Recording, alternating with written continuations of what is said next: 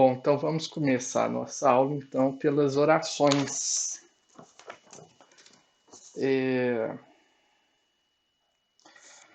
Tá lá no boletim da igreja, a igreja de comunhão deve orar pelos seguintes motivos: sociedade, família, governo, avivamento espiritual, frequência na EBD, nos cultos de quintas e domingos, regularidade nas contribuições, evangelismo e missões. Lembrarmos também dos enfermos, presbíteros, diáconos, dos irmãos desanimados, desestimulados e desempregados. Lembrarmos também da família missionária dessa semana. Ô Marlene, eu vou pedir para você orar, por gentileza, pelas missões, né? E pedindo, né, atenção para esses irmãos que estão nessa situação frágil, né, de missões nesse momento. E eu vou orar pela igreja, tá? Vamos orar.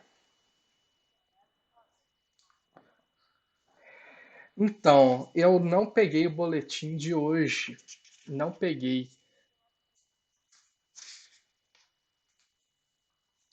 Então, por favor. Então, por favor, vamos orar.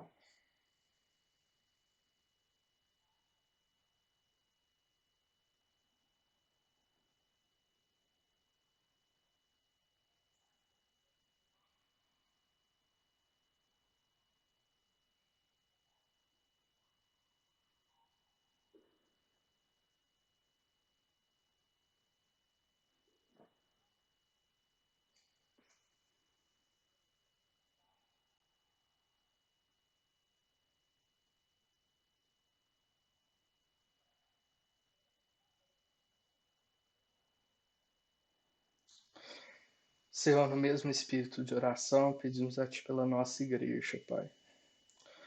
Ó Deus, temos passado por momentos delicados, que foram agravados pela pandemia. Senhor, eu peço a Ti, aviva, ó Deus, a Tua igreja. Senhor, renova o compromisso, Pai, feito no momento da entrada na igreja, Senhor. Reaviva o compromisso dos membros, Senhor, em estarem presentes nas atividades da igreja. Renova, Senhor, o compromisso, Pai, do dízimo, das ofertas, de orar um pelos outros. Senhor, transborda, Pai, os membros, Senhor, da Igreja Presbiteriana de Canadá, do Teu Espírito Santo. Senhor, pedimos a Ti pelos visitantes, Senhor, que têm estado presentes nas atividades da igreja. Ó Deus, conforta-os, esteja com eles. Dá, Senhor, a Tua graça, que eles, Senhor, desenvolvam a sua fé, que eles, Senhor, creiam na Tua Escritura, que eles, Senhor, levem adiante, ó Deus, os procedimentos para se tornarem membros do Teu corpo. Senhor, eu peço a Ti, Senhor, por esses que também assistem às atividades da igreja, mas pelas mídias sociais. Senhor, esteja com essas pessoas, ó Deus, que assim que essa situação se findar, voltar à normalidade, que o Senhor, Pai, incomode esses irmãos que estão por diversos lados a irem, ó Deus, à Tua casa, a congregarem, Senhor, juntos com o Teu corpo. Senhor, pedimos a Ti por esse momento de pandemia, Pai. Temos sofrido muito, toda a Tua igreja tem sofrido.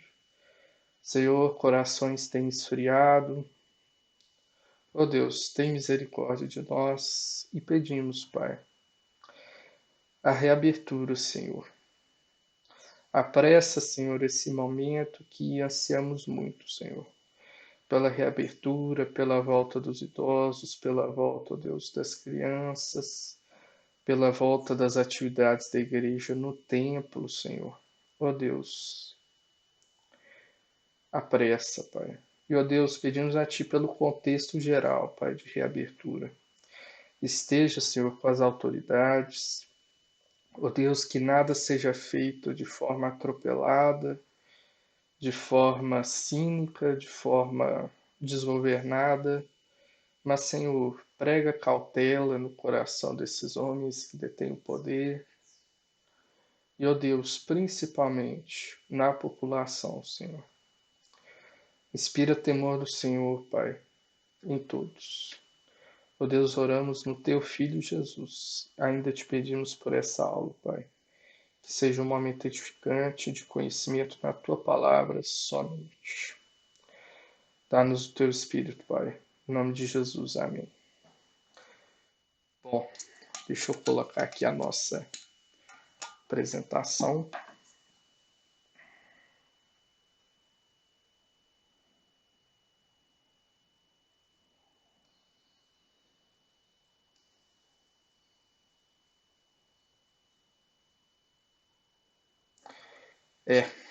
Tá cheio de tela aqui aberta aqui. Bom, a princípio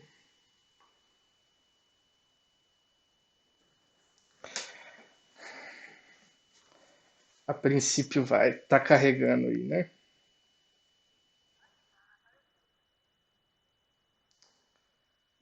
Isso. Para outra tela aqui que tá gravando ainda não apareceu, só um minuto. Ok, então vamos começando. Então. Bom, na aula passada nós vimos os livros de Joel e também o livro de Amós. Nós vimos esses dois livros desses dois profetas menores. Vimos que Joel é um único profeta que não dá nenhuma referência temporal exata do seu ministério. Então, Joel tem essa peculiaridade de não ter um marco temporal claro. Porém, a gente sabe que ele anunciou a sua, a sua profecia num contexto específico, num acontecimento específico que nós não conseguimos datar precisamente, que é uma praga de gafanhotos que nunca tinha sido vista igual. Essa praga veio sobre os campos de Israel e devastou as plantações. Irmãos, nós vimos que no livro de Joel, Deus retiraria a praga de gafanhotos. Isso nós vimos no livro de Joel. Mas não só isso. E isso é muito importante, porque apesar do livro de Joel ser pequenininho, né, ser bem pequeno, irmãos, ele revela o Novo Testamento de forma muito clara. Bênçãos sem medida viriam. Não só o fim dos gafanhotos e a volta dos campos férteis, mas as bênçãos sobre o povo de Deus no Novo Testamento. O derramar do Espírito Santo para ser testemunhas não só em Israel, mas testemunhas sobre todas as nações. O livro de Joel, ele é pequeno, mas muito rico. E nós também vimos o livro do profeta Amós, que é um livro um pouco maior do que Joel. E o livro de Amós relata o período contemporâneo ao livro de Oséias. Ô Marlene, acho que o seu microfone está aberto. Acho que está dando um pouquinho de ruído. Se você puder fechar, por favor. O livro de Amós, o profeta Amós foi contemporâneo a Oséias. Então, se os irmãos quiserem um panorama melhor, a gente ficou quase meia hora lá na aula de Oséias, falando do contexto histórico. Os irmãos voltem lá na aula de Oséias. Amós descreve o julgamento de Deus sobre 8 nações. E a gente viu que é engraçado, né? Porque Amós começa com 6 nações estrangeiras, né? Então Judá e Israel falaram: nossa, realmente é justíssimo, né? E as duas últimas nações são Judá e Israel, né? Então Deus não deixa o pecado dos pagãos impune e nem o pecado do seu povo impune. A eleição de Israel tinha responsabilidades. Isso é uma confusão muito grande que sempre houve na história da igreja. A responsabilidade, a responsabilidade humana e a soberania de Deus. Nós vemos que Deus age com graça sobre nós de forma imerecida. Então é, não importa quem nós somos ou o que nós fazemos, nós somos maus, nós não merecemos a graça. A graça veio, a graça veio, não importa o nosso pecado. Porém, a graça vem com responsabilidades. O Antigo Testamento e o Novo Testamento são a mesma palavra quanto a isso. A eleição traz responsabilidades. Irmãos, Amós declara: dias melhores iriam vir sobre o povo de Deus, depois da destruição, do exílio, mas mais especificamente no Novo Testamento. Então, Joel e Amós são livros que revelam muito o Novo Testamento, a realidade muito maior do que o Antigo Testamento, a revelação final de Deus em Jesus Cristo. E, irmãos, nessa aula nós vamos ver 2 livros.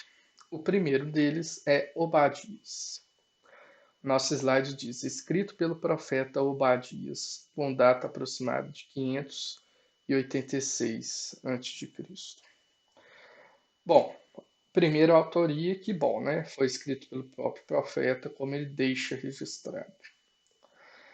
Obadias tem essa data precisa porque ela faz referência a um desastre e destruição. Então, houve um momento de desastre e destruição em Jerusalém.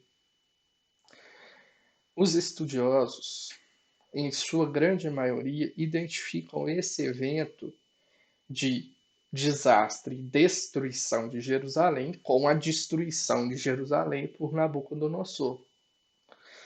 É aquele evento que nós vimos lá de forma viva. Eu acho que tem alguém querendo entrar aqui, só. De forma muito viva no livro de Lamentações. Então nós vimos de forma assim bem clara no livro de Lamentações esse evento da queda de Jerusalém.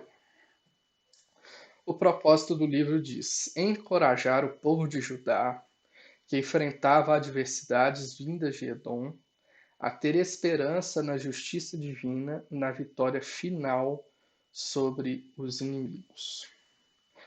Bom, a gente já está vendo o nosso 7º livro, o 8º livro profético.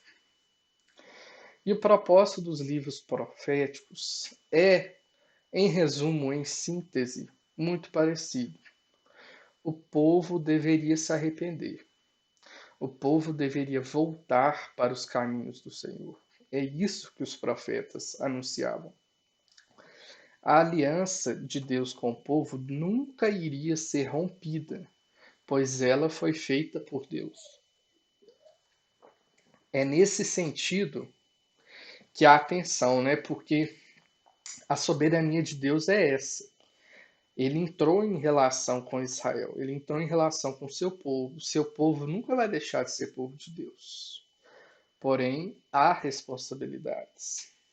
As dificuldades do povo, como nós sabemos, como nós já vimos, eram respostas ao pecado do povo. Porém, Deus tinha planos muito maiores para o seu povo.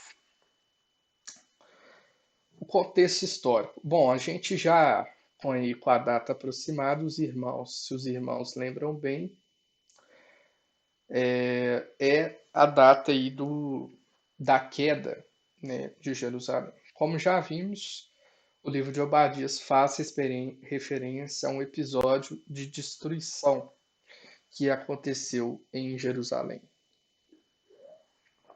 É a esse evento que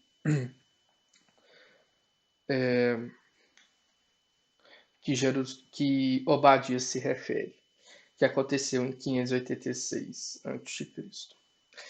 Esse evento, né, esse evento a que se refere Obadias, como a gente já disse, pela maioria dos estudiosos, é a destruição de Jerusalém. E um forte argumento para isso, se os irmãos estiverem interessados, né, é um paralelo muito impressionante entre Jeremias 49, do 7 ao 22, e Obadias 1 a 9. Então, se os irmãos quiserem ver esse paralelo aí e ler com calma, é uma, um paralelo bem impressionante. Bom, então vamos para o livro propriamente dito. O livro de Obadias, versículo 1, diz assim: Visão de Obadias. Ok, né? Então esse é o título do livro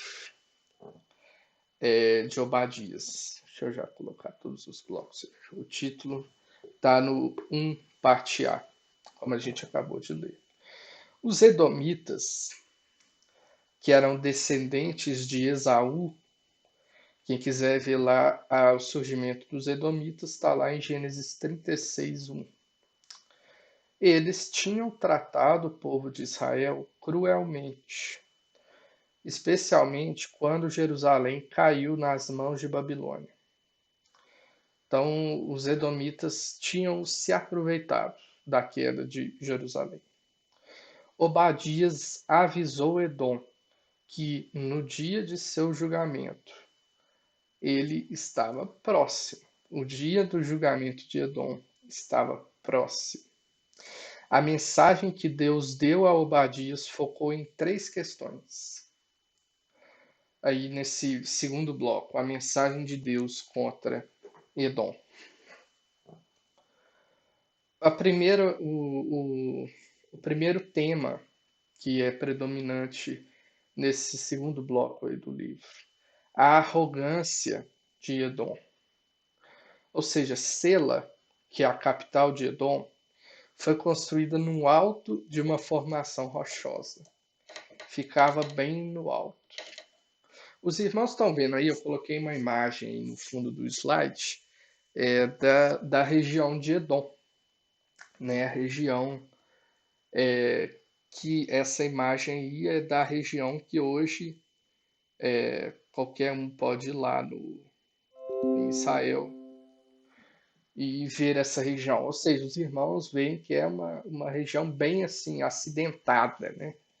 Com muitos montes, com muitos altos que favorecem, né, a defesa. E Sela foi construída no alto de um monte desse. Imagina que como era difícil, como era vantagem para a cidade de Sela ficar numa posição dessa. Isso dava à cidade uma posição defensiva muito vantajosa, né? Ficar no alto de uma formação rochosa, ainda colocar um muro, né? Então imagina a dificuldade de entrar, de penetrar, né, em Sila. A nação, assim, a nação de Edom desenvolveu uma confiança arrogante em sua defesa. Olha o que fala lá o versículo 3 de Obadias, diz assim: O orgulho do seu coração o enganou. Você vive nas fendas das rochas, num lugar elevado, e diz em seu íntimo: Quem poderá me jogar lá para baixo? Então, É exatamente isso, né? A cidade estava no alto e eles viviam se gabando dessa posição. É uma confiança, obviamente, inútil. Segundo ponto da profecia do profeta Obadias: Edom está perto de sua humilhação. Obadias avisou os edomitas que Deus traria humilhação total sobre eles. Os ladrões roubariam apenas o que eles poderiam carregar, mas Deus varreria tudo. Aqui em Minas tem um ditado, né, que vergonha mesmo é roubar e não conseguir carregar, né, não é isso? Então, o profeta está fazendo referência a mais ou menos isso, né? Os ladrões iriam para a cela e iriam roubar o que eles conseguissem carregar, mas Deus iria realmente devastar, ia trazer juízo sobre a cidade. E um terceiro ponto da profecia do profeta Obadias é a violência de Edom contra Judá. Edom tinha cometido uma violência terrível contra Jacó, quer dizer, contra Judá. Quando Jerusalém caiu, ou seja, aquele evento que nós tratamos lá em Lamentações, os edomitas tinham capturado fugitivos judaicos. Então imagina que Nabucodonosor veio sobre a cidade de Jerusalém, cercou e destruiu, queimou a cidade. Irmãos, as pessoas que estavam lá não foram tratadas assim, não. Vamos sair da cidade para que vocês fiquem preservados, né? Não foi bem assim, né? A grande maioria foi morto mesmo, né? Nessa invasão de Nabucodonosor. E aqueles que conseguiram escapar, os edomitas, né? Alguns dos que conseguiram escapar, que foram fugindo para a região de Edom, foram capturados por Edom. A esses, ou os edomitas mataram, ou entregaram para os babilônicos. Os edomitas, se alegraram com a derrota de Jerusalém. Judá não esqueceria logo a traição de Edom. Isso está refletido lá no Salmo 137, versículo 7. Obadias profetizou então que no dia do Senhor ele traria tanto julgamento quanto salvação. Edom e outras nações beberiam o cálice da ira de Deus por seus pecados. Mas Deus restauraria seu povo a uma posição de destaque. Então, irmãos, o dia do Senhor tem esse duplo, né? Na verdade, a mensagem do Evangelho, a mensagem de salvação tem essas duas faces. Né? Ou é para condenação daqueles que não creem, daqueles que ignoram, daqueles que não vivem, daqueles que não creem, né? Ou é para a salvação daqueles que creem. O dia do Senhor é assim. Israel possuiria a terra e viveria em paz para sempre. Bom, o livro do profeta Obadias é bem pequeno, né? Então nós já encerramos, né? É o menor livro do Antigo Testamento, é o livro de Obadias. Bom, agora nós entramos no livro de Jonas, que já é um livro que todo mundo conhece. Né? Bom, foi escrito por autor desconhecido, com datas entre 750 e 613 a.C. Não sabemos qual foi o autor do livro de Jonas. E essa faixa aí de tempo que nós temos para a composição do livro 750 a 613. Daqui a pouco eu explico o que são essas datas. O propósito diz: encorajar os israelitas a atenderem o chamado de Deus para estender sua misericórdia às nações. Bom, a gente então já está bem familiarizado com o propósito dos livros poéticos. livros poéticos, livros proféticos. Os profetas sempre chamam Israel a se arrepender dos pecados. É esse o chamado dos profetas. Mas o livro de Jonas, ele é um pouco diferente. Por quê? Ele é o profeta que mostra que Israel deveria ser bênção para as demais nações. Está lá em Gênesis 12, 3, o chamado que Israel tinha esquecido. Israel não foi bênção para as demais nações, pelo contrário, Israel foi maldição para as demais nações. Jonas, no meio do Antigo Testamento, está mostrando para Israel: Israel, espalhe a misericórdia de Deus para as nações. E o contexto histórico, então, para explicar essas datas. 750, né, essa primeira data aí, é o ano que marca a Assíria como potência dominadora no Antigo Oriente Próximo. Então, nós vimos aquelas conquistas lá no contexto histórico do livro de Oséias. Nós vimos que a Síria começou uma expansão para o oeste. E a partir dessa expansão para o oeste, dessas vitórias, é que a Síria se impõe como uma nação, como uma potência nessa região. E é nesse ano aí de 750 que a Assíria começa a vencer essas batalhas e se impor como uma potência dominante. 750, então, é a data inicial que pode ter sido composto o livro. Então, 613, que é a última, é o ano anterior à derrota e destruição de Nínive pela Babilônia. Então, espero que os irmãos estejam entendendo. Jonas profetiza para Nínive, que era a capital da Assíria. Ou seja, os marcos temporais, a composição do livro tem que ter acontecido quando Nínive era potência e antes de Nínive ter sido destruída. Né? Então, por isso que tem esses marcos temporais, de 750 a 613. Nínive foi destruída pela Babilônia em 612 a.C. Jonas 1, versículo 1, depois os irmãos leem, nos diz apenas que Jonas era o filho de Amitai. Segunda Reis 14, 25, revela que Jonas, no entanto, viveu em Gat-Efer, uma cidade no território de Zebulon. Essa informação, né, da localização da cidade está lá em Josué 19, 13.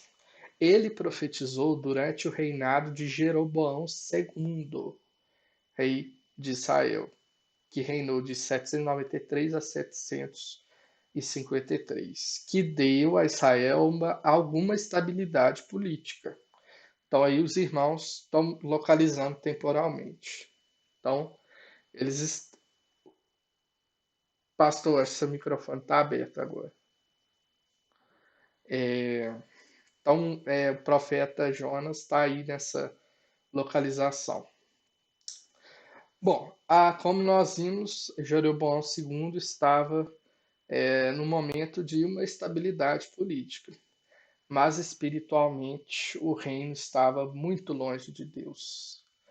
Então os irmãos localizaram temporalmente, então tanto Obadias quanto Jonas estão no contexto histórico amplo de Oséias.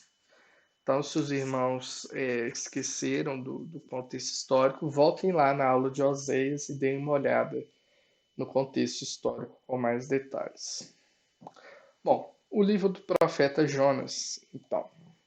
O livro do profeta Jonas é assim, mas muito conhecido, né? Todo mundo conhece o livro do profeta, mas nós vamos caminhando aqui com calma. Bom, esse primeiro bloco o título diz, né? A desobediência de Jonas. O comando de Deus para Jonas foi muito claro, muito simples. Olha aqui, versículo 2 do capítulo 1. Levante-se, vá à grande cidade de Nínive e pregue contra ela, porque a sua maldade subiu até a minha presença. Muito simples, o chamado de Jonas, né? Muito simples. Jonas, no entanto, decidiu fugir. Então Jonas viajou para o leste. Então os irmãos lembram que Nínive estava, aliás, Nínive estava a leste de Jerusalém, estava a leste de Israel. Ele resolve ir para o oeste, resolve ir para Tarsis. Tarsis, não há localização precisa dela, mas muitos defendem que era onde hoje é a Espanha. Então Jonas decide ir para bem longe dessa confusão toda, né? Por quê? Porque ele achava que não fazia sentido esse chamado. Não fazia sentido para ele. Ele tenta fugir então para Tarsis por um navio. O profeta rebelde subestimou a determinação de Deus, essa é a verdade, de mandá-lo para Nínive. O Senhor então lança uma grande tempestade contra o navio. Enquanto isso, Jonas, que era o responsável pela confusão, né, pelo perigo, estava dormindo no nível inferior do navio. Ó, eu coloquei aqui uma imagem de um navio para os irmãos entenderem que quando a gente fala assim navio, né, a gente pensa aquela coisa assim, aqueles cruzeiros transatlânticos, né, a gente pensa no Titanic. Não, esse é um navio que na verdade é da época romana. Então, é bem posterior à época que nós estamos falando aqui.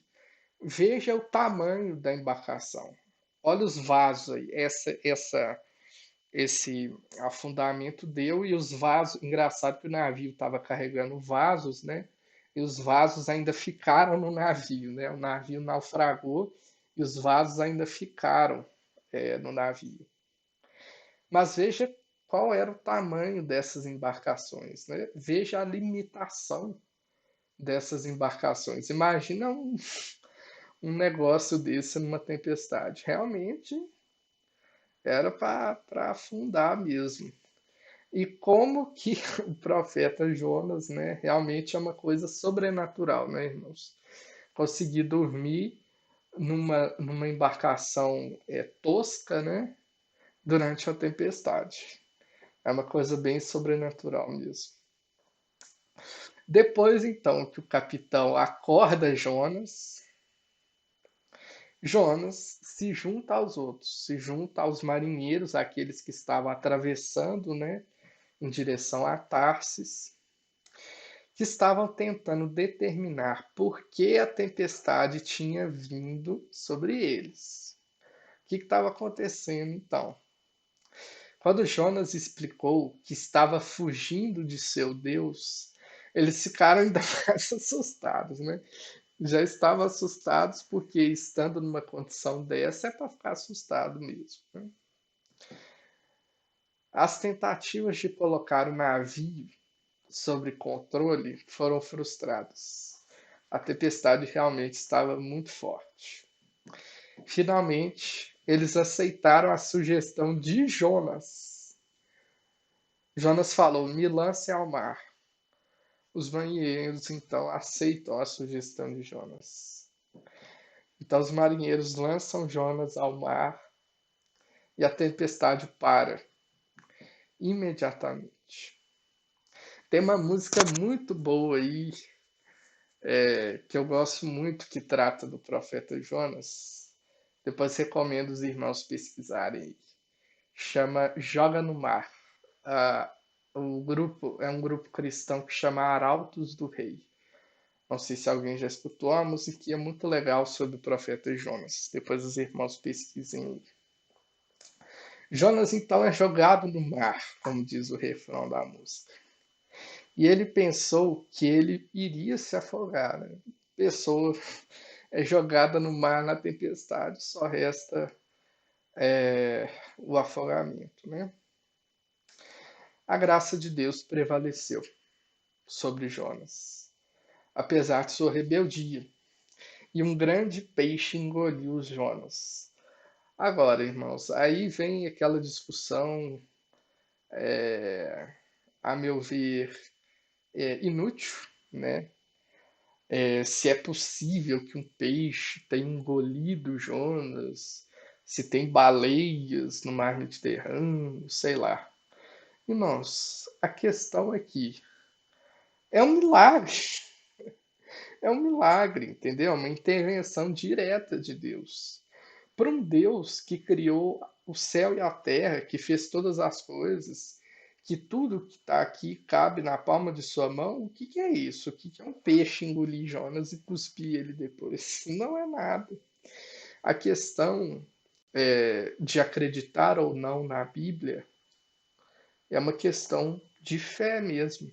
É uma questão de crer, né? Você crê que Deus é poderoso, que Deus é o Criador e que intervém na sua criação? Então eu tenho certeza que você também tem fé, que você entende a profecia de Jonas, o caso de Jonas como história. O que importa é que Deus enviou o peixe engoliu a Jonas, e através do peixe, através desse peixe, o Senhor preservou Jonas para a sua próxima tarefa, que era a tarefa que ele recusou antes. Jonas orou ao Senhor de dentro do peixe. O profeta descreveu a sua situação e afirmou a libertação do Senhor. Jonas tinha pensado que sua vida iria terminar, mas o Senhor interveio com graça sobre a vida de Jonas. E o peixe acaba vomitando Jonas para a costa. Então o peixe chega numa região perto da praia, né, e vomita Jonas. E agora ele estava pronto para cumprir o seu chamado. Esse então é o primeiro bloco do profeta. E o segundo bloco já é o bloco da obediência. Se o primeiro bloco mostrou a desobediência de Jonas e os seus resultados, agora nós vamos ver a obediência do profeta. Jonas obedeceu ao segundo chamado de Deus, ao segundo comando de Deus, e começou a sua jornada de 1.000 quilômetros. Quando ele chegou em Nínive, ele pregou a mensagem que Deus lhe tinha dado. Veja a mensagem que o profeta Jonas pregou em Nínive. Capítulo 3, verso 4. Desculpa. Jonas começou a percorrer a cidade caminho de um dia e pregava dizendo: ainda 40 dias e Nínive será destruída. A pregação de Jonas era essa frase: ainda 40 dias e Nínive será destruída. Que pregação, né, irmãos? Que pregação. Veja a simplicidade da pregação. Assim, é uma coisa estranha para nós, né? E mais estranho ainda é o seguinte, olha o versículo 5. Os ninivitas creram em Deus, proclamaram um jejum e vestiram roupa feita de pano de saco, desde o maior até o menor. Irmãos, mesmo Jonas pregando essa mensagem de 6 palavras, um sermão de 6 palavras, para a grande surpresa do profeta, as pessoas creram na mensagem de Deus. As pessoas, os ninivitas, eles se humilharam com jejum e pano de saco. Mesmo o rei de Nínive participou, e ele ordenou a todos os cidadãos para fazerem mesmo, se humilhar. A resposta dos assírios se encaixa muito bem em uma compreensão de muitos deuses, né? Uma compreensão politeísta. Então vamos entender. Talvez eles quisessem, talvez eles estivessem, né, tentando apaziguar outros deuses, né? Porque a Babilônia, a Síria, todas essas nações, Roma, Grécia, todas, eram culturas politeístas, eram religiões politeístas. Então, tinham vários deuses, né? Tinha um panteão de deuses, muitos deuses. E às vezes, um deus ficava bravo com o povo. Aí eles tinham que dar um jeito do deus não ficar bravo com eles. Então, talvez eles estivessem tentando fazer um deus lá não estar bravo com eles. E mesmo assim, eles estavam achando que ele estava continuando bravo com eles. Então, eles decidiam que não tinha nada a perder aceitando a pregação de Jonas, arrependendo-se ao Deus de Jonas. Suas esperanças provaram-se verdadeiras. Quando Deus viu o arrependimento de Nínive, Deus cedeu e não destruiu Nínive. Ainda 40 dias e Nínive será destruída, como os irmãos podem ver aí no sermão do profeta Jonas. E, irmãos, é uma coisa muito engraçada, né, o livro de Jonas. Muito engraçado. Porque Jonas tinha recusado o chamado do Senhor. Jonas falou: não, vou fugir. Ele foge, vem a tempestade, joga ele no mar, ele é engolido por um peixe, o peixe vomita. Ele caminha 1.000 quilômetros para chegar em Nínive para fazer um sermão de 6 palavras. O povo crê. E qual que é a reação de Jonas? Olha aqui qual que é a reação de Jonas. Capítulo 4, 1 a 3. Mas Jonas ficou muito aborrecido e com raiva. E orou ao Senhor, dizendo: Ah, Senhor, não foi isso que eu disse, estando ainda na minha terra?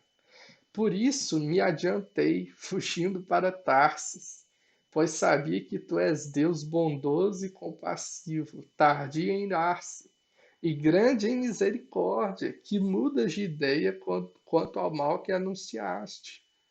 Agora, Senhor, peço que me tires a vida, porque a mim é melhor morrer do que viver. Irmãos, Jonas era um profeta bem teimoso, né? O que estava acontecendo aqui, irmãos? Israel não queria compartilhar sua bênção com ninguém. Jonas achava que Deus não deveria ter compaixão dos ninivitas. Deus tem que ter compaixão somente de Israel. Israel ficou fechada. Israel não expandiu o chamado de Deus para as demais nações. E Jonas estava inserido nesse contexto. Irmãos, Israel não queria espalhar a bênção de Deus para as demais nações. A sua pregação, na verdade, o seu sermão de 6 palavras, já mostram isso, né? Jonas estava cumprindo o seu chamado atrasado de má vontade, né? Uma pregação de 6 palavras. E desse jeito, né? Ainda 40 dias e Nínive será destruída. Irmãos, os israelitas não queriam espalhar a bênção. Os israelitas queriam reter a bênção só para eles. Mas, irmãos, Deus tem paciência com Jonas. Olha aqui, o versículo 4. O Senhor disse: Você acha que é razoável a sua raiva? Então Jonas saiu da cidade e sentou-se num lugar a leste da mesma. Ali construiu um abrigo e sentou-se na sombra para ver o que aconteceria com a cidade. Lembra da profecia, né? Profecia: ainda 7 dias e Nínive será destruída. Então Jonas possivelmente estava ali para esperar os 7 dias. Né? Então o Senhor fez crescer uma planta por cima de Jonas, para que fizesse sombra sobre a sua cabeça, a fim de o livrar do seu desconforto. E Jonas ficou muito contente por causa da planta. Mas no dia seguinte, ao amanhecer, Deus enviou um verme que atacou a planta e ela secou. Quando o sol nasceu, Deus fez soprar um vento leste muito quente. O sol bateu na cabeça de Jonas de maneira que ele quase desmaiou. Então pediu para morrer, dizendo: Para mim é melhor morrer do que viver. Então Deus perguntou a Jonas: Você acha que é razoável essa ira por causa da planta? E Jonas respondeu: É tão razoável que até quero morrer. E o Senhor disse: Você tem compaixão da planta que não lhe custou nenhum trabalho. Você não a fez crescer. Numa noite ela nasceu e na noite seguinte desapareceu. Você não acha que eu deveria ter muito mais compaixão da grande cidade de Nínive, em que há mais de 120 mil pessoas que não sabem distinguir entre a mão direita e a mão esquerda, e também muitos animais? Irmãos, Deus tem paciência. Nínive, isso é importante. Nínive tinha cometido muitos pecados. Muitos pecados. Dentre eles, a destruição de Samaria, a destruição do Reino do Norte. Mas, irmãos, Deus tem compaixão desses pecadores. E ainda mais, olha aqui esse final aqui, né, do versículo 10. Vou nem comentar os versículos anteriores, porque assim a gente até ri, né, da, da teimosia do profeta Jonas. O versículo 10 diz assim: Você, Jonas, tem compaixão da planta que não lhe custou nenhum trabalho. Você não a fez crescer. Numa noite ela nasceu e na noite seguinte desapareceu. Irmãos, Jonas não tinha plantado a árvore. Jonas não tinha cuidado da árvore. Jonas não tinha regado a árvore, colocado adubo, podado a árvore, varrido suas folhas. Jonas não tinha visto ela crescer. Mas, mesmo não tendo nada disso, Jonas teve compaixão da árvore ao ver que ela se secou por causa do verme. Olha que coisa maravilhosa, irmãos. Versículo 11. E você não acha que eu não deveria ter muito mais compaixão da grande cidade de Nínive? Irmãos, nós temos que entender que Deus criou o homem e Deus cuida de todos os homens. Deus dá graça no sentido de o sol nascer, ter trabalho, ter alimento, ter água, ter luz,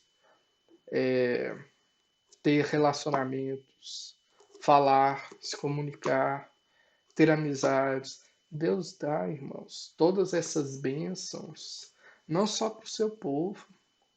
Deus dá essas bênçãos a todos. Deus cuida de todos, tanto justos quanto injustos.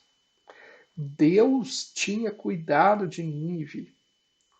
Deus tinha visto Nínive crescer. Deus conhecia cada uma daquelas 120 mil pessoas. E, irmãos, Nínive não servia a Deus. Nínive era idólatra.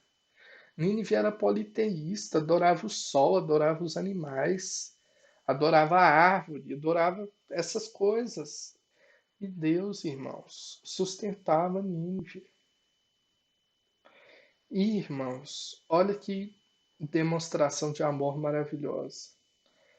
Deus cuidando de Nínive desde sempre, como que Deus não vai ter compaixão de Nínive? Irmãos, isso nos conforta muito, né? Muito. Porque, por um lado, muitas das vezes nós agimos como Jonas, né? Quando alguém nos machuca, quando alguém faz alguma coisa contra nós, quando nós vemos injustiça, quando nós ligamos os da Atenas por aí e vemos aqueles crimes horríveis, qual que é o nosso sentimento? A gente quer que Deus julgue os pecadores rápido, que Deus fulmine essas pessoas. Irmãos, o pecado não passa impune diante de Deus. Isso é verdade. Mas Deus tem misericórdia daqueles que Deus quer ter misericórdia, mesmo que ninguém mereça. Irmãos, todos os homens, sendo eles crentes ou não, são imagem e semelhança de Deus. Nós não podemos julgar uma pessoa dizendo que não tem salvação para aquela pessoa. Nós não podemos fazer igual Jonas, irmãos. Não podemos. Devemos amar aos outros, não importa quem seja. Por mais que seja seu inimigo, por mais que faça mal contra a igreja, por mais que essa pessoa odeie Deus, Deus cuida dessa pessoa. Deus sustenta essa pessoa. E, irmãos, Deus nos amou, Deus amou o seu povo